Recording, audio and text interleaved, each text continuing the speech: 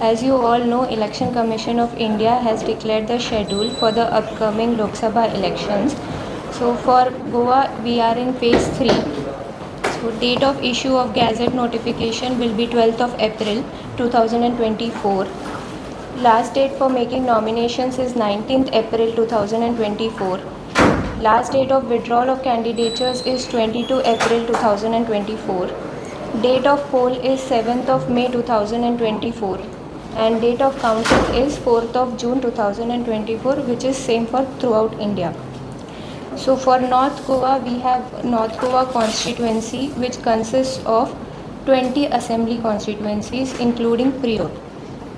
So for elections, the most important thing is e-roll. So e-roll updation is continuously going on, and as on date, North Goa parliamentary constituency has total 5,77,977 voters, out of which 2,80,260 are male voters, 2,97,714 are female voters, and we have 3 transgender voters registered with us, and we have 4,955 PWD voters. So, in addition to voters, we also are focusing on providing assured minimum facilities at all our polling stations as per ECI guidelines. So all these facilities include supply of drinking water, sheds, electricity, toilets and ramps. For PWD voters, wheelchair facility will also be provided at every polling station. As of today, we have 863 polling stations in North Goa parliamentary constituency, and as new initiatives, we have identified 20 of those polling stations as pink booths. So these booths will be manned by all women officials. We have identified 5 PWD manned polling booths. So all these 5 polling stations will be manned by PWD officials on the day of the poll. We have identified 43 model polling stations, and since the theme of this elections is green elections and we are focusing on making elections a sustainable process, we have identified 40 polling stations as green polling stations. We have set up our teams. All our polling officials have been identified. They have all been trained. As of today, we have 12 AROs which will be assisting the RO, and there will be 20 AEROs, so 1 AERO per assembly constituency to assist the ARO. And since Election Commission is also focusing on making on 4 M's which ECI had said in its press release, curbing money power, muscle power, and reporting on MCC violations and preventing misinformation. So our teams are also active, and we have stationed 23 flying squads in the field, and 16 static surveillance team are stationed in the district. So I urge all of the public to cooperate with these teams and to monitor violations of MCC. There is a very user-friendly Android-based app which is the C-Vigil app. So it's very easy. You just have to register yourself on the C-Vigil app and give your complaints regarding any MCC violations which you find in the public. So it can be any posters, any banners, any campaign which is going on, and it's very user friendly. You can also click pictures and upload on the app. You can also upload videos on the app, and these complaints will be immediately forwarded to the flying squads. So flying squad will tender to these complaints within a timeline of 100 minutes. Senior citizen की special जी, जैसे last election में, assembly election में postal ballot की facility दी गई थी, इस बार भी 85+ वोटर्स जो भी है वो अपना हक, मतदान का हक घर बैठे पोस्टल बैलेट थ्रू कर सकते हैं.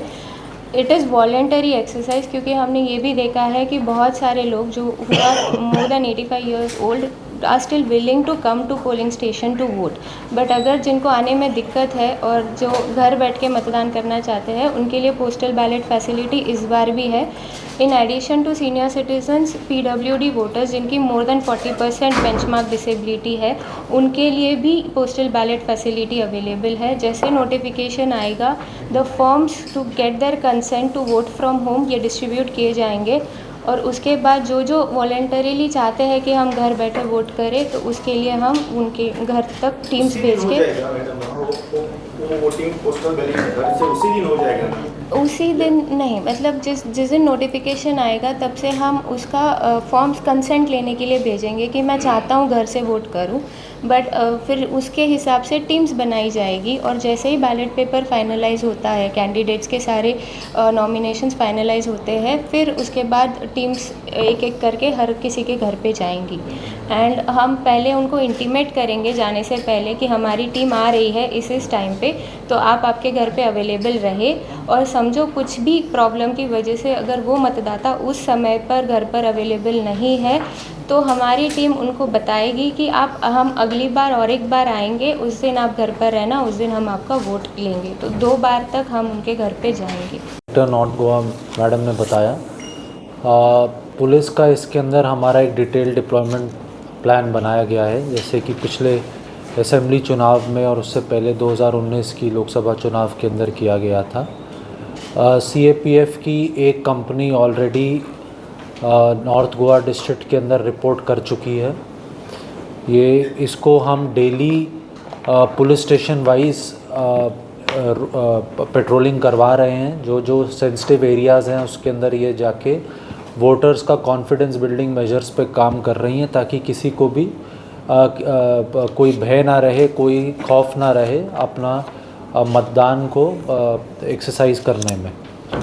उसी के साथ साथ हमने अपनी जो नेबरिंग डिस्ट्रिक्ट्स हैं हमारी मेजर बॉर्डर, जैसे कि आप लोग जानते ही हैं, नॉर्थ गोवा का सिंधुदुर्ग के साथ लगता है और एक हमारा बॉर्डर छोटा सा बेलगांव के साथ लगता है। उन सभी 6 पॉइंट्स पे हमारा 24 आवर्स का डिप्लॉयमेंट चालू है। CCTV कैमरास के थ्रू उसको मॉनिटर भी किया जा रहा है। स्टाफ को सख्त इंस्ट्रक्शंस दे दी गई हैं कि वो काफ़ी इस पे ध्यान रखेंगे कि किसी भी प्रकार का मूवमेंट जो नहीं होना चाहिए बॉर्डर्स के अक्रॉस वो ना हो, और जब भी ऐसा केस रिपोर्ट होता है उस पर जो भी स्ट्रिक्ट लीगल एक्शन है वो लिया जाएगा। इसी के साथ हम एक्साइज डिपार्टमेंट के साथ, इनकम टैक्स के साथ कोऑर्डिनेट कर रहे हैं, और वहीं पे महाराष्ट्र और कर्नाटका के जो एक्साइज डिपार्टमेंट हैं और उनके जो रेवेन्यू डिपार्टमेंट्स हैं उसके साथ हम कांस्टेंट कोऑर्डिनेशन में हैं। जो भी इसके अंदर ऐसे हमें लगता है कि जिनको ज़िले से बाहर भेजने की ज़रूरत है, जो चुनाव के समय ऐसी गतिविधि कर सकते हैं, तो उसके ऊपर हमारे प्रपोजल्स रूटीनली अपडेट किए जा रहे हैं और वैसे वो फॉरवर्ड भी किए जाएंगे उचित कार्रवाई के लिए। एरिया आइडेंटिफाइड किए कौन सी सेंसिटिव हो सकती है? वो आइडेंटिफिकेशन अभी चल रहा है। वल्नरेबल पॉकेट्स और एक्सपेंडिचर सेंसिटिव पॉकेट्स का अभी सेक्टर ऑफिसर्स हमारे फील्ड में है और वो ये एक्सरसाइज कर रहे हैं। जैसे उन्हीं का रिपोर्ट आएगा हम इसको बता देंगे। You are not identified, madam, sensitive list polling stations. Preliminary report आ गया है, but final report 3 days of announcement के बाद आती है। तो 3 डे मतलब कल तक सारे सेक्टर ऑफिसर से रिपोर्ट आ जाएगा। उसके बाद हम CO ऑफिस को 5 दिन के भीतर रिपोर्ट भेज देंगे।